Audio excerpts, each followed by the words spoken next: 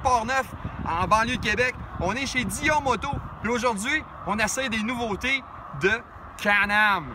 C'est à suivre! Quadiste.net, c'est gratuit pour vous tous les quadistes. Alors encouragez nos commanditaires québécois, car sans eux, il nous serait impossible d'exister. Venez nous rejoindre sur Facebook, YouTube et le www.quadiste.net.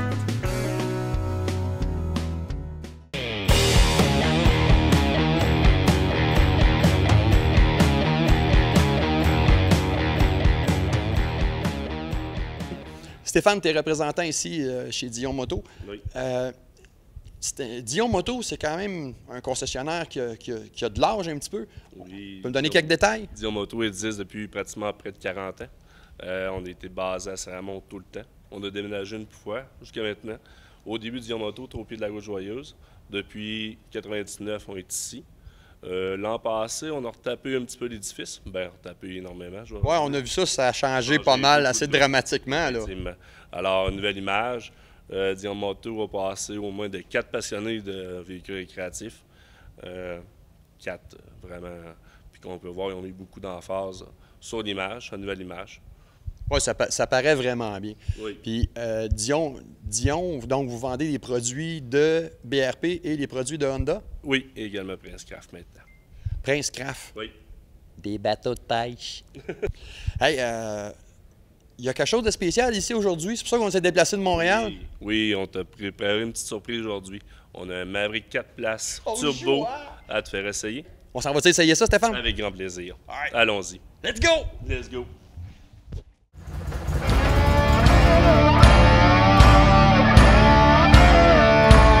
Le tout nouveau Commander RS4 offre dorénavant l'opportunité de faire du sentier en toute confiance, peu importe les conditions, et ce, sans ralentir le rythme. Avec le tout nouveau Commander RS4, découvrez l'ultime absolu en toute confiance. Renseignez-vous chez votre dépositaire Commander RS4 dès maintenant.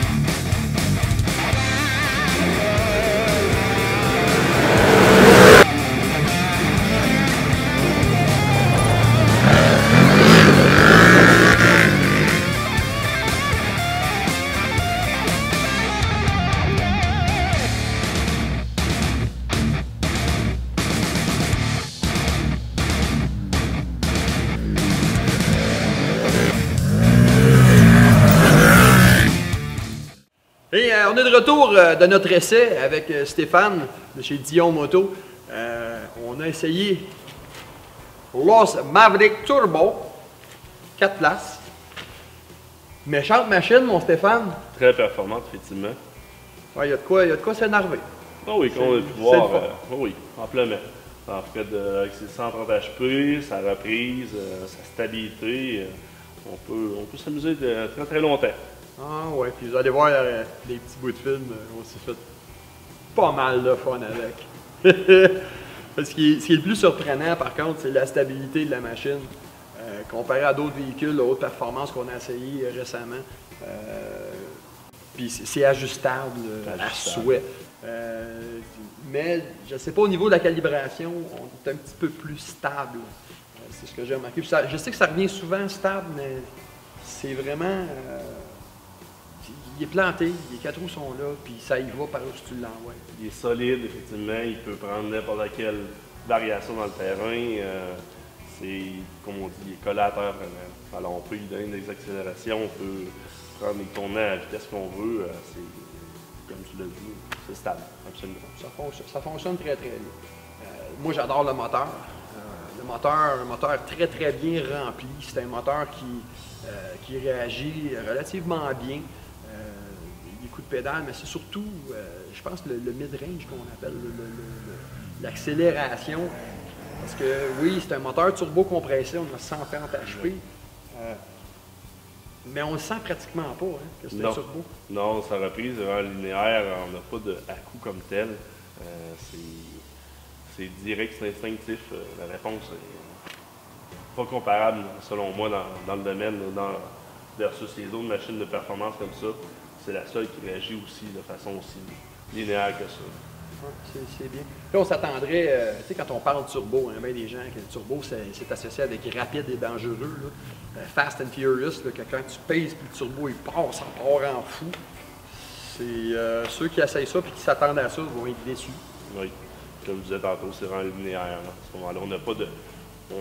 On n'ira pas s'écraser dans le siège quand le turbo va embarquer. Mais bien sûr, c'est un véhicule qui n'est vraiment pas turbo. On va aller chercher les devants n'importe quel versus les compétitions, ou même versus notre DS pas turbo. Ouais. Ah, c'est ça, un XDS non turbo compressé, c'est la même machine, sauf qu'on se ramasse avec 30 chevaux de moins. Au niveau suspension, c'est la même chose. Même chose. Et puis, je suis content que BRP nous a amené un prototype de 4 places parce que c'était vraiment quelque chose qui me tentait. Parce que moi, personnellement, je serais dans le marché, j'ai une femme et des enfants, puis j'aimerais ça pouvoir en faire avec mes enfants, puis amener ma blonde. J'ai pas le choix, j'amène un de mes enfants ou j'amène ma blonde. Là, je peux amener la famille au complet, là, et faire du plaisir avec ça. Oui, on ne sacrifie pas le plaisir pour autant, même si on a 4 places. Ouais. La performance reste là. C'est un des beaux avantages. Puis, franchement, cette année, BRP, merci. Il est beau, celui-là. C'était beau le lime, il y a des gens qui adorent ça. Personnellement, c'était quelque chose que j'ai jamais vraiment apprécié, la couleur lime. Ça flashait un petit peu trop. Peut-être moins avec mes poils blancs. Mais celui-là, franchement, il est beau, l'ensemble est réussi. C'est sharp, puis c'est de la fibre de carbone. C'est vraiment sharp, en tout cas. Moi, j'ai trouvé ça bien cette année. Puis ce merveilleux véhicule-là, si on veut s'en procurer un, combien ça coûte? On a-tu un PDSF? On va parler d'un PDSF de 30 354 Pardon? 30 354 OK, fait que... Avec le turbo. 30 000 de fun.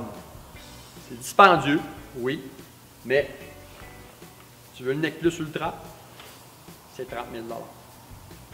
Merci beaucoup, Stéphane. Ça fait plaisir. D'être venu nous voir. Merci d'être fait geler avec nous autres cet après-midi. Ça a été un plaisir. Parce que il faisait fret.